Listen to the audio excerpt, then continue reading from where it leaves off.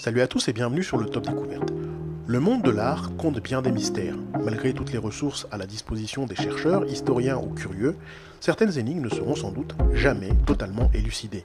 Voici 10 mystères cachés dans des œuvres d'art célèbres. Mais avant de commencer, n'oubliez pas de vous abonner si ce n'est pas encore le cas et de bien cliquer sur les notifications afin de ne rien manquer. C'est parti. Numéro 10, Mona Lisa. Il existe au total une cinquantaine de tableaux de Léonard de Vinci de la période comprise entre 1492 et 1519. Mona Lisa est l'une des célèbres peintures à l'huile de la Joconde créée par Léonard de Vinci en 1503. On pense que cette peinture était en fait le portrait d'une femme nommée Lisa Gherardini et elle a été peinte pendant la Renaissance française, mettant fin à la période du Moyen-Âge. On pense également qu'il existe un code caché dans les yeux de la Joconde. Lorsque les yeux sont agrandis, de minuscules chiffres et lettres peuvent être faiblement visibles. On ne sait pas exactement ce que signifient ces chiffres et ces lettres. En tant que tel, il semblerait que le célèbre peintre ait inclus un morceau de code dans les yeux de sa Joconde. Numéro 9, jeune femme se poudrant. La peinture de Georges Seurat, d'une femme se poudrant, peut sembler assez innocente, mais il y a beaucoup plus à explorer dans cette œuvre de la fin du 19e siècle. Des radiographies récentes ont révélé que la peinture de fleurs apparemment douces dans le coin supérieur gauche de la peinture était à l'origine un autoportrait de Seurat, mais l'histoire raconte que son ami l'a averti que cela avait l'air bizarre. C'est particulièrement remarquable car il a été révélé plus tard que la femme du tableau était la maîtresse secrète de Seurat, Madeleine Knobloch, alors âgée de 20 ans. Numéro 8, terrasse de café le soir. À première vue, la peinture à l'huile de Van Gogh de 1888 ressemble à ce que le titre décrit, une terrasse de café pittoresque dans une ville française colorée. Mais en 2015, l'expert de Van Gogh, Jared Baxter, a proposé la théorie selon laquelle le tableau est en fait la propre version de l'artiste de la scène. Une étude approfondie montre une figure centrale aux cheveux longs, entourée de 12 individus dont l'un semble se glisser dans l'ombre comme Judas. Il y a aussi ce qui semble être de petits crucifix cachés dans le tableau, dont un au-dessus de la figure centrale.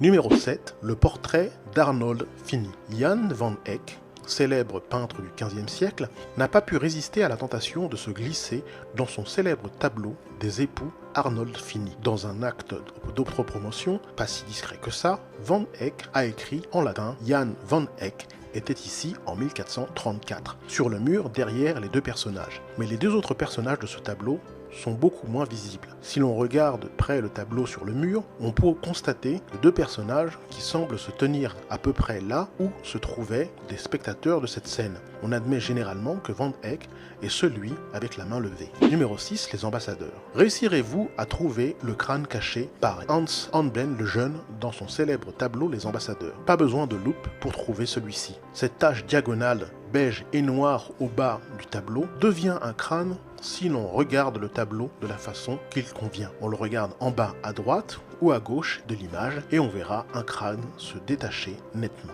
Numéro 5, le Bacchus. Le Bacchus du Caravage cache une autre œuvre d'art, un autre portrait miniature de l'artiste. En 1922, un restaurateur d'art nettoyait cette œuvre datant de 1595. Lorsque la saleté accumulée dans le tableau pendant des siècles ayant disparu, il a vu apparaître un portrait caché de l'artiste. À l'intérieur de la cruche à vin, dans le coin inférieur gauche, un tout petit Caravage est assis dans le minuscule reflet de lumière à la surface du vin.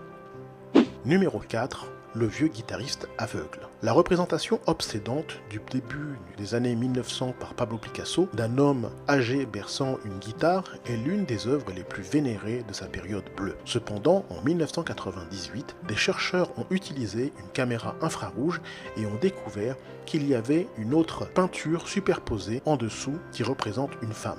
Maintenant que la peinture s'estompe, il est devenu plus facile de voir le visage de la femme au-dessus du cou du vieil homme. Numéro 3, Primavera. Surtout célèbre pour sa naissance de Vénus, Botticelli avait de grandes connaissances de botanique. Dans un autre de ses tableaux, nommé Primavera, les chercheurs ont trouvé jusqu'à 500 espèces de plantes différentes, toutes peintes avec suffisamment de précision scientifique pour pouvoir être identifiées.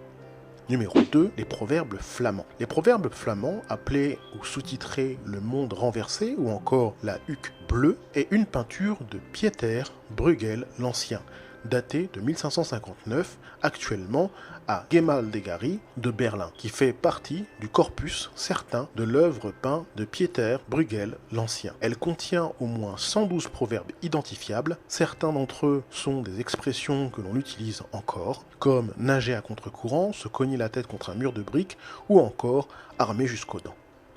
Numéro 1, la Madone et San Giovannino. La Madone con Bambino et San Giovannino, exposée dans la salle d'Hercule au Palazzo Vecchio de Florence, a été attribuée à différentes personnes. La petite pancarte du musée attribue à Jacopo del Selaio, mais dans la fiche du catalogue, on peut lire que la peinture peut être plutôt attribuée à Sebastiano Menardi, peintre du siècle appelé Ghirlandaio, actif à Florence à la fin du XIVe siècle.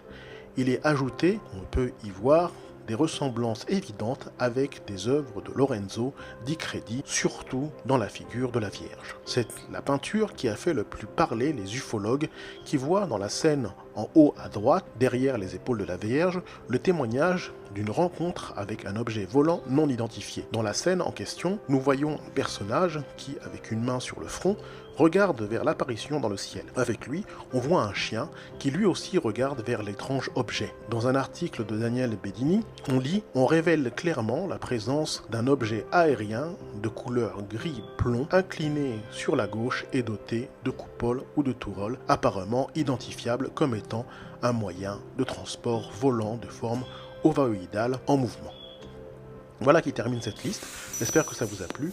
N'hésitez pas à cliquer sur le bouton like et à vous abonner si ce n'est pas encore le cas. A très bientôt.